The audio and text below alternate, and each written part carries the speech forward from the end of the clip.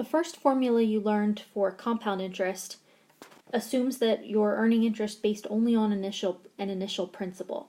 However, that's not the way that most people usually save. Typically, you're depositing fairly regularly into whatever savings account you're using, and often people will make a regular deposit. So in this section and in this video, we will look at some methods for finding the total accumulated amount on any sort of a savings plan where you're making a regular periodic payment. These are called annuities, savings plans where you're depositing that regular amount at a regular period of time.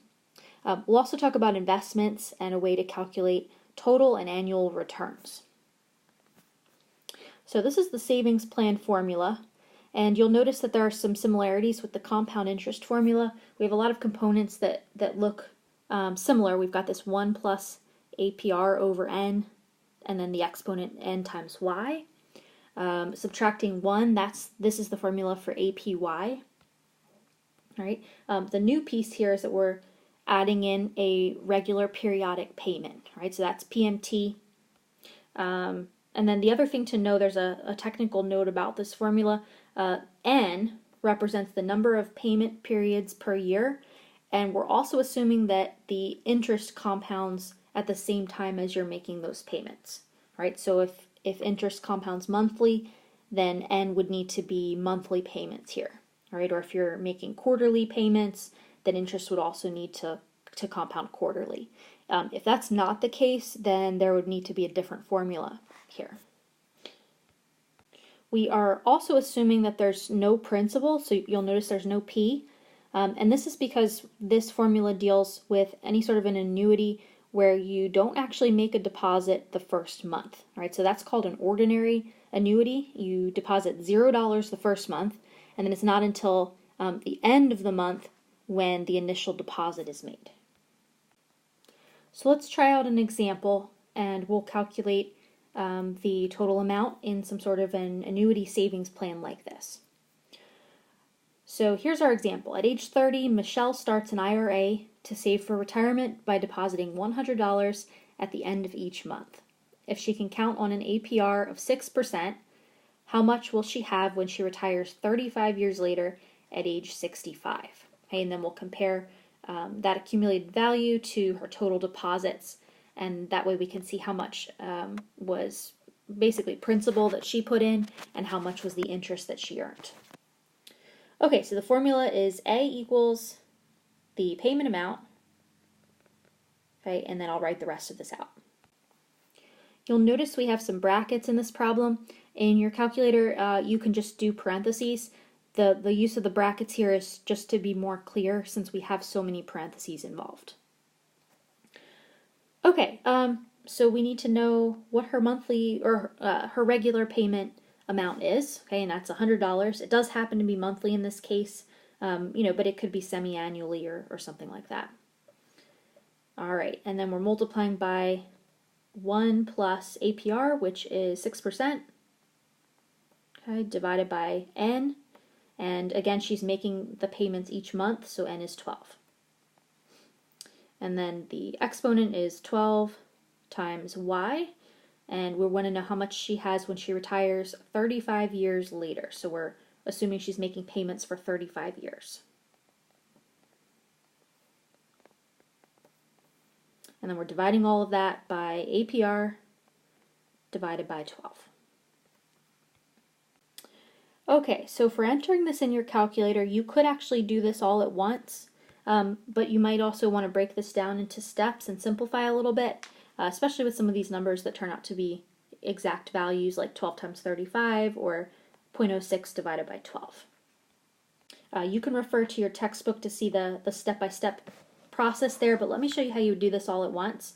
And the gist is that you read these giant fractions from left to right and top to bottom. Okay, so I'm just going to start typing this in a calculator exactly as it's written, which would be 100 times, 2 parentheses, 1 plus 0.06, use the division symbol for the fraction, 12, okay, close parentheses, we need the exponent key, and then parentheses, 12 times 35, close parentheses, minus 1, close the parentheses in the numerator. Then this giant fraction can be represented with a division symbol. And then we have another parentheses in the denominator, and we have 0.06 divided by 12, close that parentheses. Okay, so that's a lot. If it looks like you're going to get lost in entering all of these different parentheses, then follow the textbook method and just try to simplify this a piece at a time. And you should get $142,471.03. Okay, so that's the total accumulated balance at the end of 35 years. And then let's compare that with how much she actually deposited by her payments. Okay, so the total payments,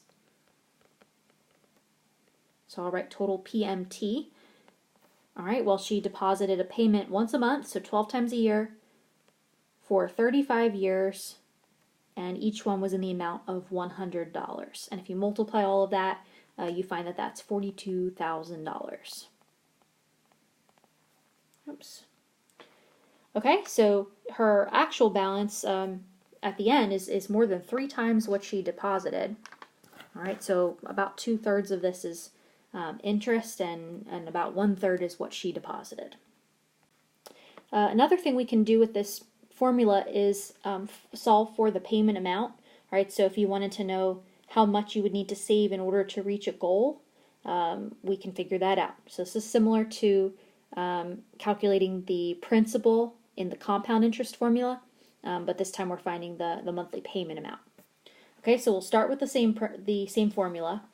And in this example, let's say we're looking to build a retirement fund that will generate an income of $50,000 per year forever. Right? So the way to do that would be to have $50,000 coming in interest each year, and then that principal could just stay put and continue to build and draw interest. Okay, and this would work if we had a constant APR, which of course is not usually the case. But we'll go with that for this problem, and we'll assume a constant APR of 7%. Okay, so how much would we need? What would the total balance need to be in order to get $50,000 per year? Right. Well, the annual percentage rate is 7%. Right. So that means that every year, whatever the amount is, okay, 7% of that would need to be $50,000. Okay, so if you divide by 0.07, that's going to give you the total amount that we would need. And that turns out to be $714,286. All right, so then the next question is, what do we need to invest each month in order to reach that total amount by the time of retirement? So let's start with that as the A in that savings plan formula, and we'll solve for the payment. Okay, so the rest of this was times 1 plus APR over N. So let's assume we're making a monthly payment, and all of this gets divided by APR divided by N. Okay, so let's try this calculation by doing some simplification. We'll do some of the arithmetic ahead of time. Oh, I think I'm missing an exponent here too. Okay, we need n times y, so this is on this parentheses. So this is 12 times y, which was 25. Okay, we're going to retire 25 years from now and make payments for 25 years. So if we follow order of operations, let's do the parentheses first, and we'll start in the inside with the innermost parentheses. Okay, so 1 plus 0.07 divided by 12. And that works out to be 1.0058, and we can round off to maybe 333. Okay, another parentheses we have is the one around the exponent here, which is 12 times 25. Right, and that works out to be 300. And then we also have another parentheses in the denominator, so 0.07 divided by 12, is 0.0058333. We can stop there. Okay, next let's move on to, let's do the next parentheses, which is this one in the numerator. And inside that parentheses, we need to do an exponent and then subtract 1. Right? And we'll do it in that order for order of operations. All right, so this number raised to the 300th power is 5.7253613. We'll stop there, and then we'll subtract 1. So that's going to make this 4. Point that decimal. Okay, and then let's see. We can divide now. Okay, so I can divide these two numbers. So that's following order of operations. We did the parentheses, we did the exponent, we subtracted because that was finishing off the parentheses in the numerator, and now we move on to multiplication and division.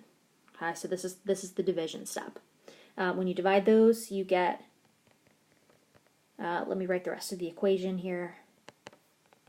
So our future amount equals the payment times, and this is going to be 810.066566, and I think I'll round and stop there. All right, so all of that was arithmetic using order of operations, and now we're down to just one algebra step to solve for the payment, and we need to divide both sides of the equation by this 810 number. Okay, so in your calculator, do 714,286 divided by this 810 number, and that should give you 881.76. What we've done is solved for the payment amount, so I'm going to round to the nearest cent since we're at the end of the problem. Okay, so this means we would need to deposit $881.76 roughly each month for 25 years in order to generate this amount of income. Okay, so obviously that's a pretty steep amount, but this is a very generous retirement that we were trying to save towards. One other note on this one, if you are following along in your textbook reading, this answer that I got is different than the one in the textbook. Their answer is more accurate because they did not round throughout the problem. All right, so ours is off here by about $1. Okay, which isn't great, but it's pretty close if we're going for an estimate, right? And in general, somebody who's depositing this, maybe they would just round up and deposit like $8.85 a month or something like that. So because I kept a good number of decimal places, we got pretty close to the answer. If you had rounded off to say 2 decimal places all the way along, you would have definitely seen more of an error in estimating here.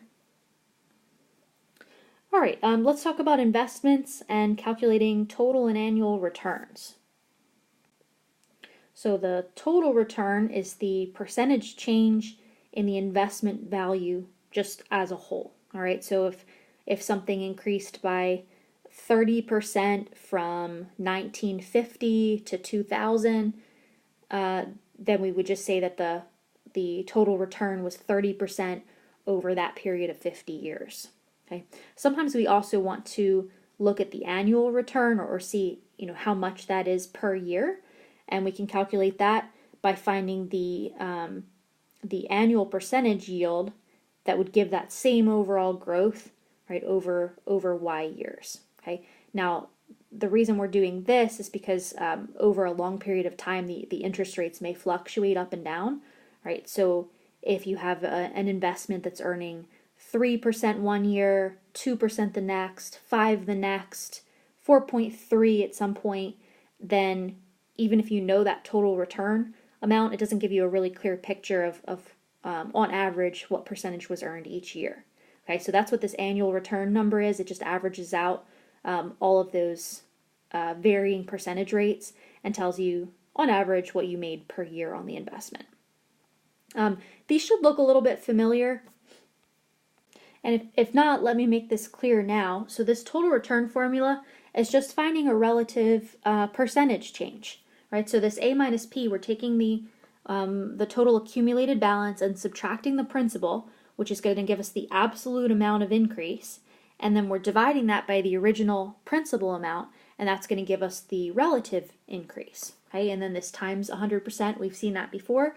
We're just converting this to a percentage, okay, instead of a decimal. The annual return one, this is also based on a formula that we know. All right, so let me quickly show you how we get that formula. It's not hard. We start with the formula for compound interest.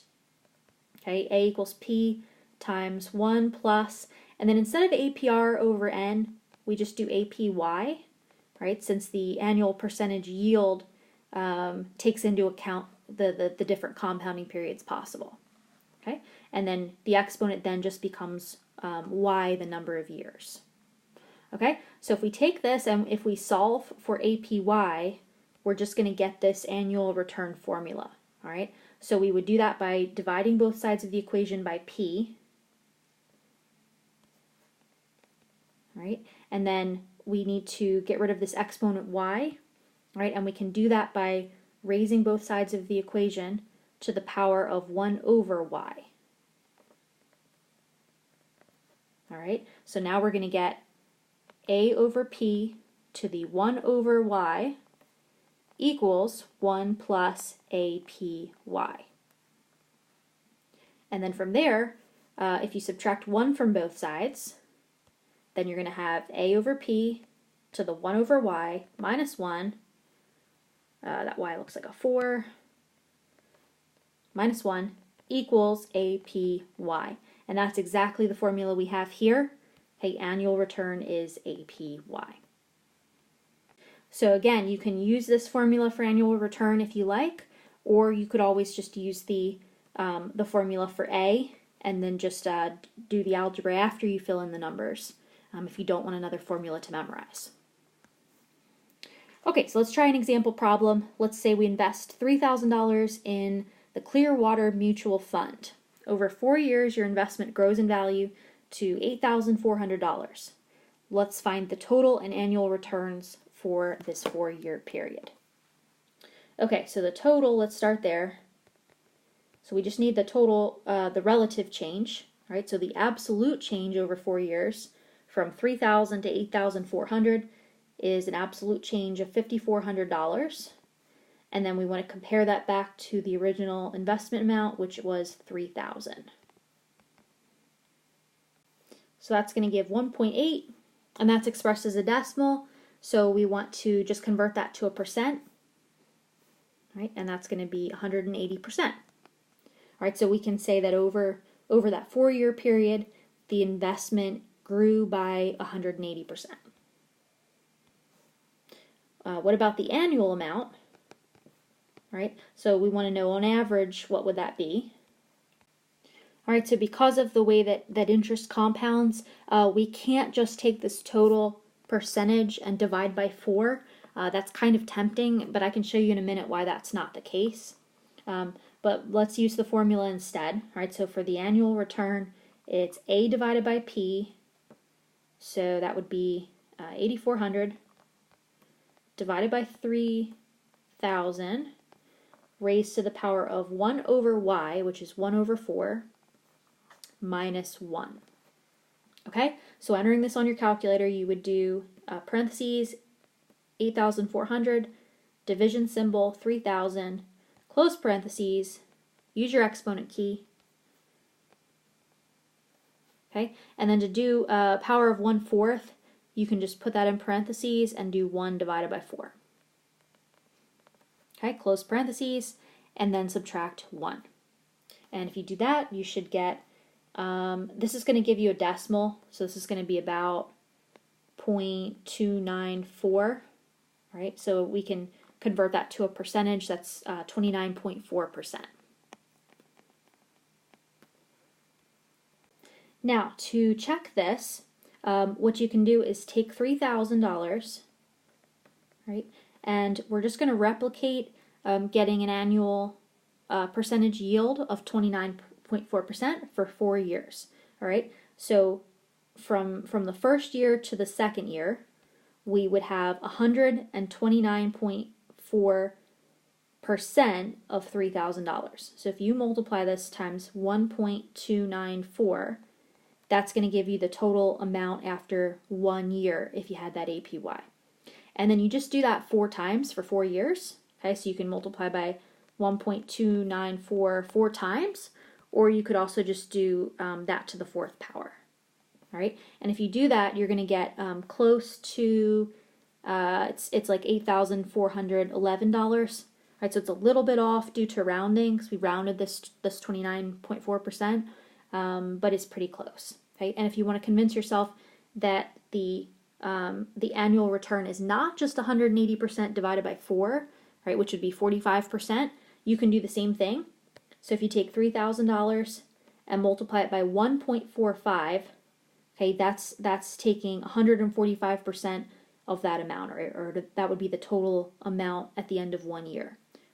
Do that 4 times, and you're going to end up with $13,200 and roughly $62. Okay, so it's way too high in this case because of the way that compound interest works.